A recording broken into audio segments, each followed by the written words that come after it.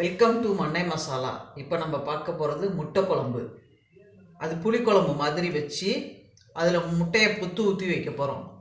அவிக்க போகிறது இல்லை. எப்படி செய்வோன்னு பார்ப்போம். அதுக்கு தேவையான பொருட்கள் சொல்கிறேன். ஒரு சின்ன லெமன் சைஸ் புளி, தாளிக்கிறதுக்கு கொஞ்சோண்டு கடுகு, கொஞ்சோண்டு வெந்தயம், 1.5 ஸ்பூன் மிளகாத்தூள், 2 ஸ்பூன் மல்லித்தூள், 5 முட்டை எடுத்து வச்சுருக்கேன், 2 ஸ்பூன் தேங்காய் திருப்பி வச்சுருக்கேன், ஒரு 10 சின்ன வெங்காயம் உரிச்சு வச்சுருக்கேன், 2 கொத்து கருவேப்பிலை வச்சுருக்கேன், 2 கருவேப்பிலை எடுத்து வச்சுருக்கேன், 2 மீடியம் சைஸ் தக்காளி, அந்த தேங்காயோட சோம்பு கொஞ்சம் போட்டிருக்கேன் அரைக்கிறதுக்கு, உப்பு தேவையான அளவு. இப்போ இந்த 3 பொருளையும் போட்டு மிக்சியில் போட்டு அரைச்சிப்போம். ஃபஸ்ட்டு மிளகாத்தூள் போட்டுப்போம், அடுத்து மல்லித்தூள் போட்டுப்போம், அடுத்து தேங்காய் போட்டுப்போம். அதில் தேங்காயோட சோம்பு எடுத்து வச்சுருந்தேன் பார்த்தீங்களா, அதையும் போட்டு அரைச்சிக்கணும். கொஞ்சம் தண்ணி ஊற்றி அரைச்சிப்போம். இது மாதிரி பேஸ்ட்டாக அரைச்சிக்கோங்க. மிளகாத்தூள், மல்லித்தூள், தேங்காயோட சோம்பு போட்டு வச்சுருந்தேன் பாருங்கள். இது 3 சேர்த்து நைஸாக அரைச்சி வச்சுக்கோங்க. எண்ணெய் சட்டி காஞ்சிருச்சு, கொஞ்சம் எண்ணெய் ஊற்றிப்போம். தாளிக்கிறதுக்கு நல்லெண்ணெய் ஊற்றிக்கிட்டிங்கன்னா தான் நல்லாயிருக்கும் குழம்பு. நல்லெண்ணெய், கடலெண்ணெய். எண்ணெய் காஞ்சிருச்சு, வெந்தயத்தையும் கடுகையும் போட்டுக்கிறேன்.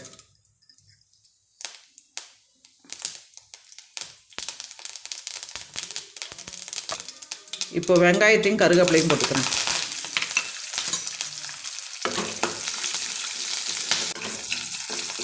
வெங்காயம் வதங்கிருச்சு, தக்காளியை போட்டுப்போம்.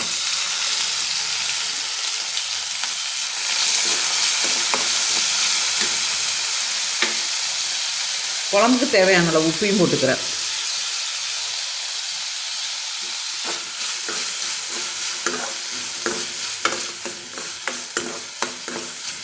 இப்போ போட்டிருக்க தக்காளி நல்லா வதங்கிருச்சு பாருங்கள். வதங்கினோன்னா இந்த அரைச்சி வச்சுருக்க பேஸ்ட்டை போட்டுப்போம்.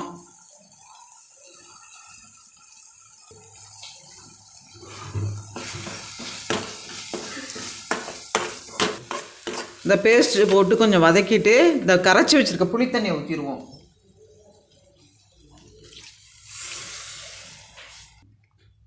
குழம்புக்கு வேண்டிய தண்ணியை ஊற்றிக்கிறேன்.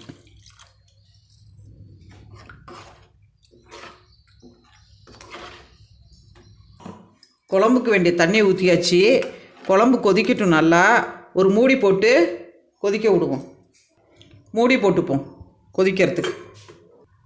மூடி போட்டு 5 நிமிஷம் ஆயிடுச்சு. குழம்பு கொதிச்சிட்ருக்கோம், திறந்து பார்ப்போம்.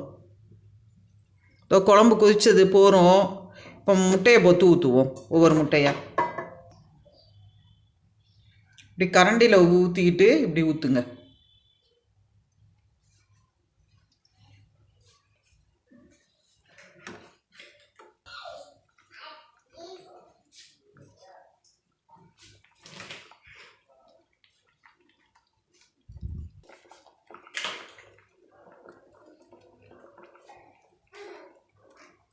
இப்படி கரண்டியில் உடச்சி ஊற்றுனீங்கன்னா அந்த ஓடு கீடெல்லாம் விடுவாது. அதுக்காக தான் அப்படியே பொத்து இப்படி இதிலே முட்டையில் குழம்புலே ஊற்றுனீங்கன்னு வச்சுக்கோங்க, முட்டை ஓடு உளுந்துரும் உள்ள. அதனால் ஒரு கரண்டியில் உடச்சி ஊற்றிக்கிட்டு ஊற்றுங்க. மெதுவாக அப்படியே குழம்புல வைக்கலாம். கிணத்துல என்ன அப்படி ஊற்றணும். ஒரு கரண்டியில் உடச்சி ஊற்றிக்கிட்டிங்கன்னா அப்படியே குழம்புல மெதுவாக வைக்கலாம். சத்த மூடி போட்டுக்கிறேன். மூடி போட்டு 5 நிமிஷம் ஆகுது. இப்போ திறந்து பார்ப்போம். வெந்திருக்கும் முட்டை. திறந்து பார்ப்போம்.